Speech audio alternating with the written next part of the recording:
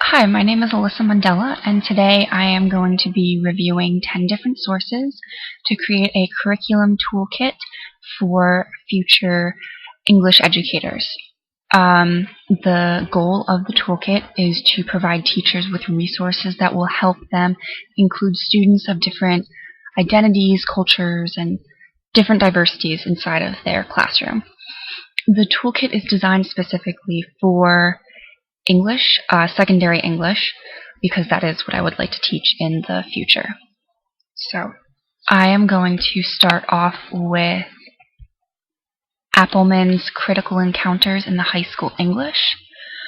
This is a book by her, and the book argues for the use of different perspectives in the classroom when analyzing literature. So these perspectives can include the social class lens, the gendered lens, the reader's response. What I like about her book is she refers to the feminist lens as gendered lens and the Marxist lens as the social class lens. And the reason that she argues for this terminology is because certain students can get very defensive when they hear the words feminism or Marxism, and they think the teacher's asserting a certain view, which might immediately turn them off to the perspective. So using the terminology that would be more accepted by different students allows students to be more open about analyzing these different layers of text. One of the reasons she argues for this is because it helps students understand different intersectionalities of identities and such. Now, I wouldn't say this is creative.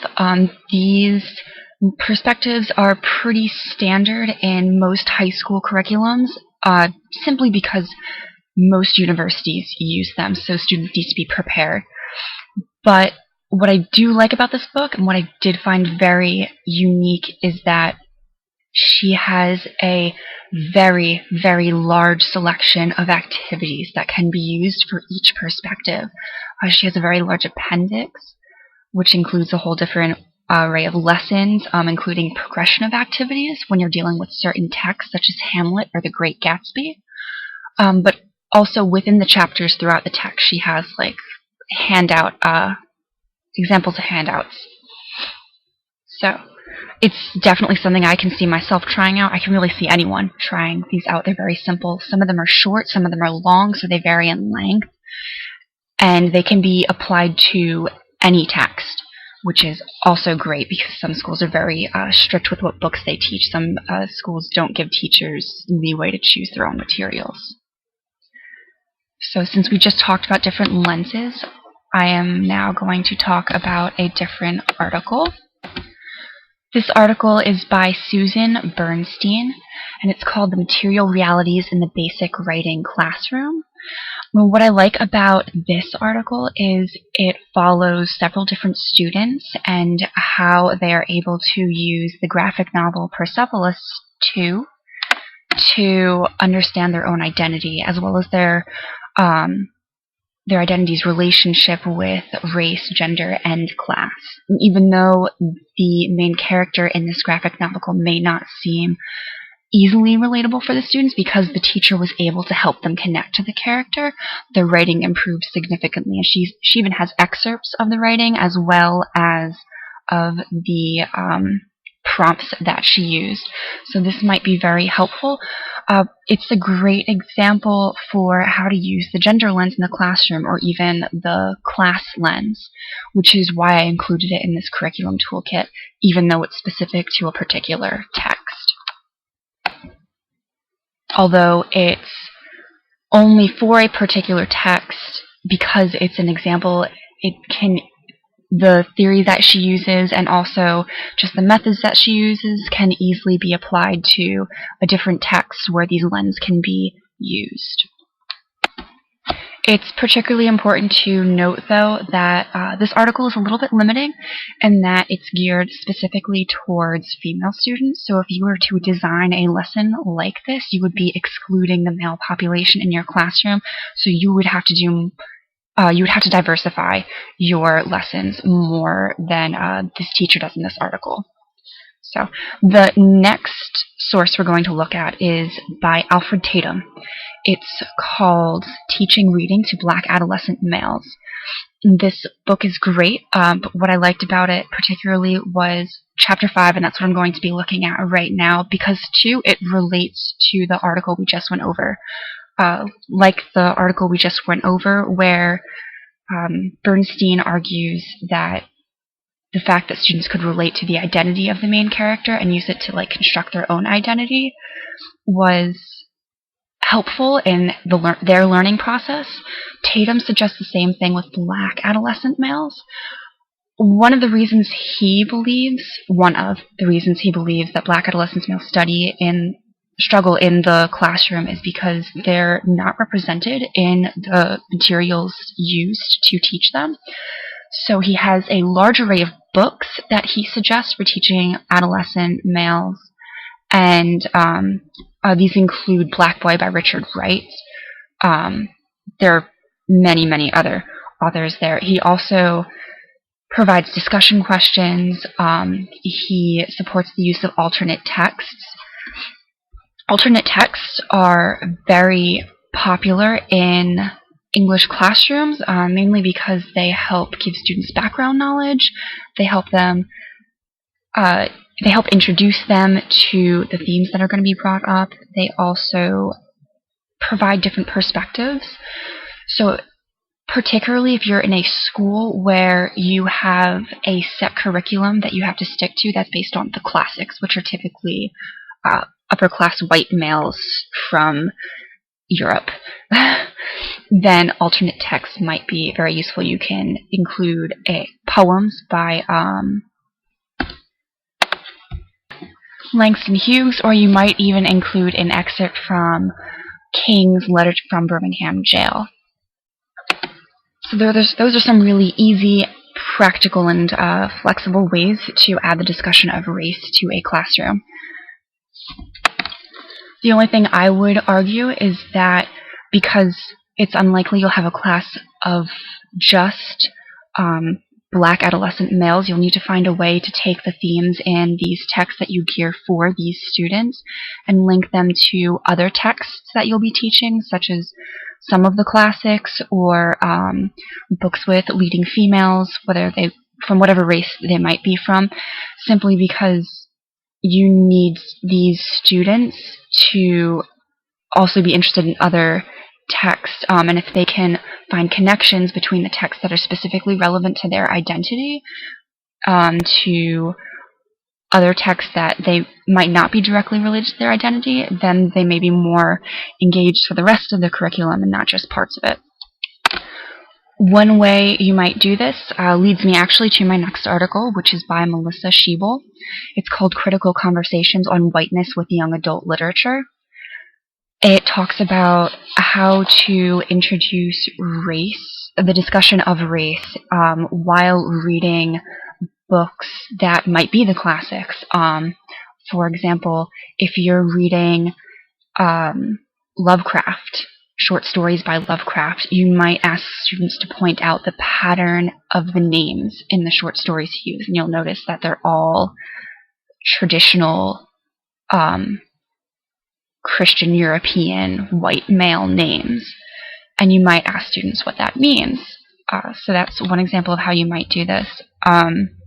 It's a great way to get students of all races to engaged in the conversation on classics, because you're not just looking at the themes of it and the glorification of white society, but you're taking on a critical lens, and you might even apply the critique they have for this book to a critique they might have for the world around them, the current world which they live in, which would make the texts then relevant to now.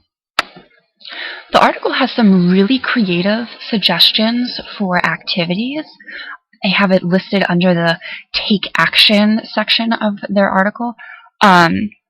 The one that I found most interesting was the idea of taking a text that includes a main white character and writing maybe a section of the text from a different character of a different race. So writing it from that perspective and seeing how it changes the story.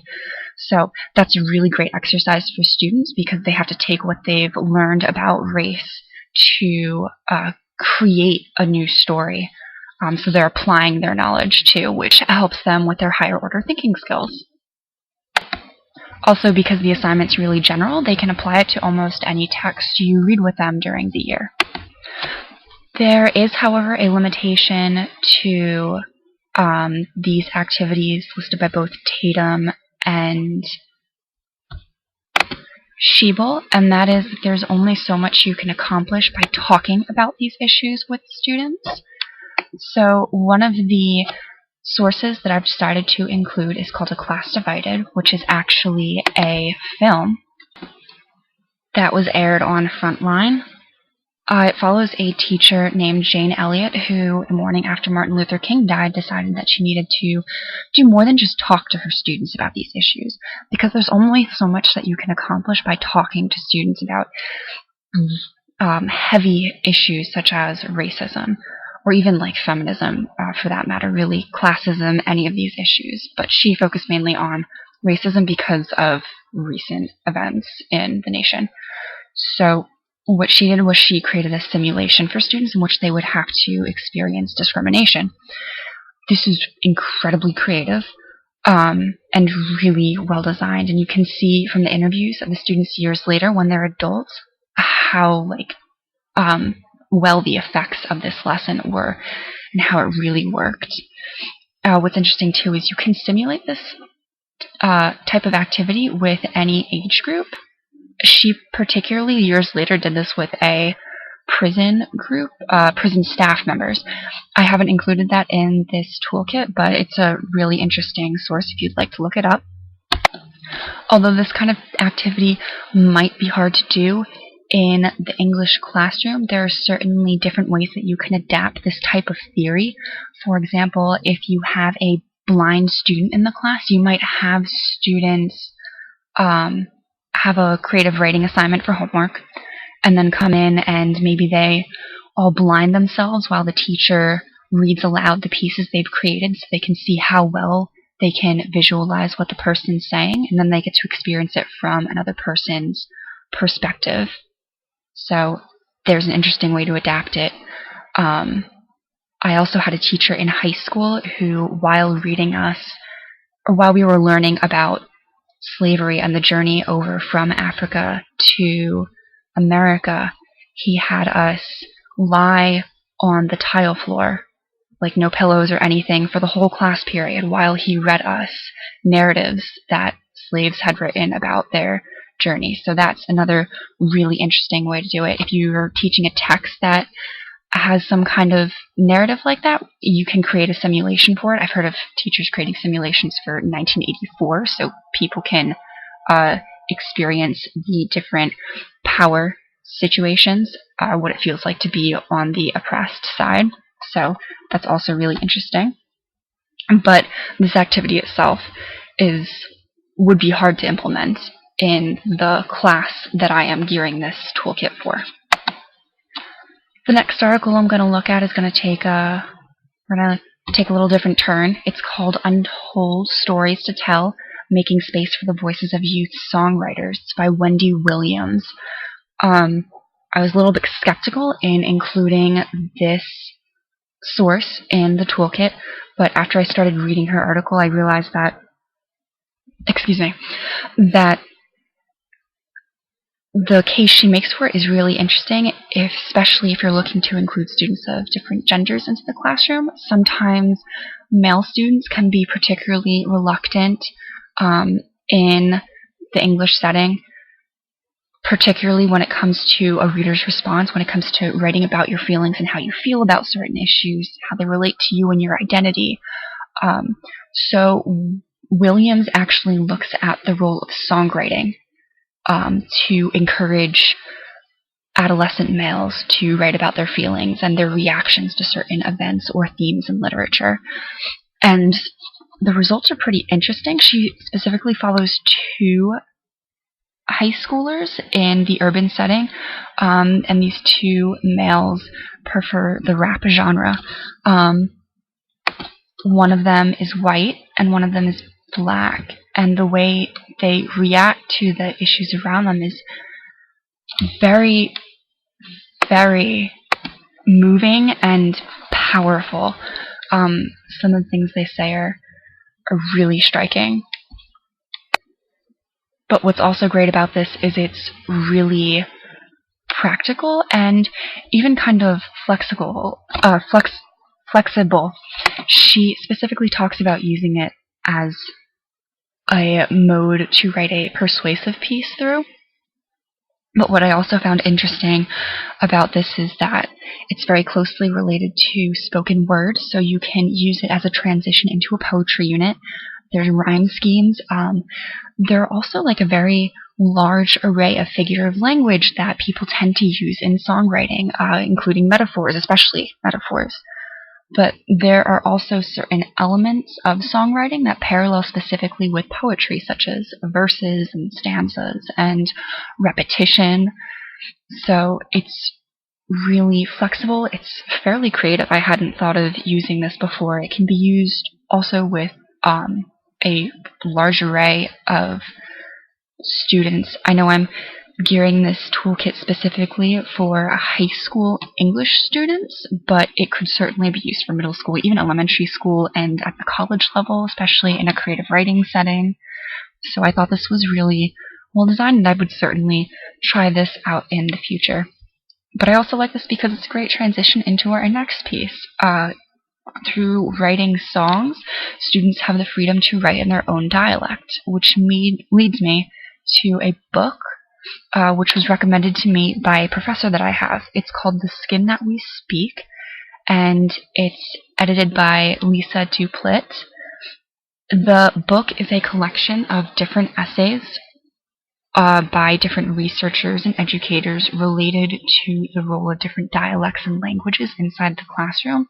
It specifically critiques attitudes teachers in the education system tend to have towards non-standard English dialects or students who speak languages other than English inside the classroom. So there's a lot covered in this book, and I'm not going to touch on all of it, but some of the things that I found specifically useful in here were some of the suggestions they had for teachers. One of the main ones I found to be incredibly useful is the use of abridged texts for students who are having trouble learning standard English. It's a great way to show students not only how to use standard English, but the fact that their own dialect or their own language has a place inside the field of academia, and that it's not wrong. It's perfectly right. You can use it to convey whatever you can use it to relay your message clearly. So, for example, you might pair "Their eyes were watching God" with a classic.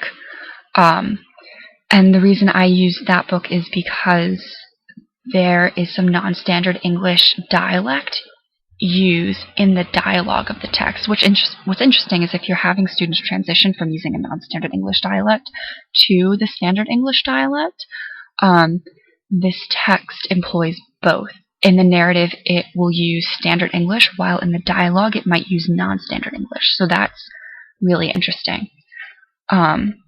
If you're teaching in an urban setting where the student's language is heavily non-standard, you might want to teach something such as precious. This is a little limiting in that it has some heavy content, so you might only be able to use it for the later grades, such as 11th or 12th. But it's a great way to show students that your language doesn't mean that you're not intelligent if it's not standard English. You can be intelligent speaking non-standard English. You shouldn't make judgments on a person because of the way that they speak. You should make judgments on a person because of the way that they think. So those are two very clear distinctions that the book makes. And they also had a few other strategies, but for the sake of time, we're going to move on to our next piece. This next piece is by a few researchers. It's called Bridging Two Worlds: Reading Comprehension, Figurative Language Instruction, and the English Language Learner. This piece follows specifically one student, but what I like about it is that it's about bilingual learners and how to teach them figurative language. But the activities it has, they're more like a step-by-step process rather than activities actually. And it's very flexible. It's not incredibly creative, but it's certainly useful for teaching bilingual. These steps include identifying first the figurative language, so teaching the student what it is and how to find it, how to pick it out. Identifying figurative language also means being able to question when you're confused about a text, because if you come across a line that compares two things that seem very unrelated and that makes you confused, your ability to question it then will help you get to the intended meaning of it. So once you identify it, you have to determine like what it literally is saying, and then next is to find the intended meaning. In one of her other steps, she also has making connections to the real world, which, as we've discussed in some of the earlier pieces, being able to connect something to the real world or to your identity and make meaning from it really helps students. She does have some pretty interesting activities. They're not incredibly creative, but one of the things she suggests is drawing out the figurative language. So, for example, she uses the example of it's raining cats and dogs. So the student she taught actually drew a picture of it raining cats and dogs. So that's very helpful with getting students to visualize what they're reading so that they can see what's wrong with it, as opposed to just like seeing it in their head. They can actually see it in front of them.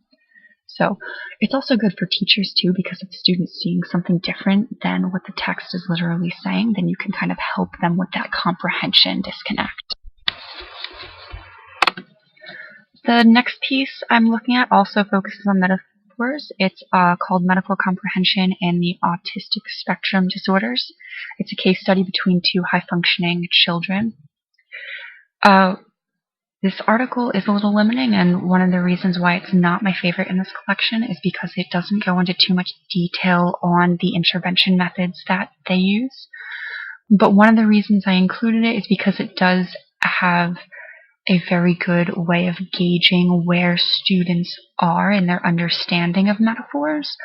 It has a simple 3-point rubric that goes from 0 to 2. In terms of gauging how well students understand the metaphors. So I included that because although it's not creative, I can see myself very easily using that form of assessment, and then from there trying to build a lesson that helps the student kind of bridge their understanding over to what the author's intended meaning is. Also, because it's rubric, you can use it for most grade levels too, though again, this is geared more towards high school. The next and last source I have included is called An Examination of the Evidence-Based Literacy Research in Deaf Education. The reason I included this is because I certainly don't know very much about deaf education. I do know deaf adults, but my conversations with them aren't about their education and what difficulties they had learning how to read and write. So I found this very insightful. What I also like about it is it has several strategies for how to help these students with their reading comprehension and their writing skills. What I liked most about the suggestions they have for helping deaf students or hearing impaired students is the flexibility of the strategies they have. So, for example, some of the strategies such as reading to young students, or having captions when you're showing a video clip, or direct teaching of sight words, or morphological rules, or rehearsal too, or explicit vocabulary instruction, a bunch of them are really helpful not just for deaf and hearing impaired students, but also students who are really lacking in their reading comprehension skills. Particularly, like, use of captions is something we don't think of as a tool to help students with their reading or comprehension, but there are some studies out there who have shown that if you put on captions, particularly for young children, it'll help them pick up their reading skills.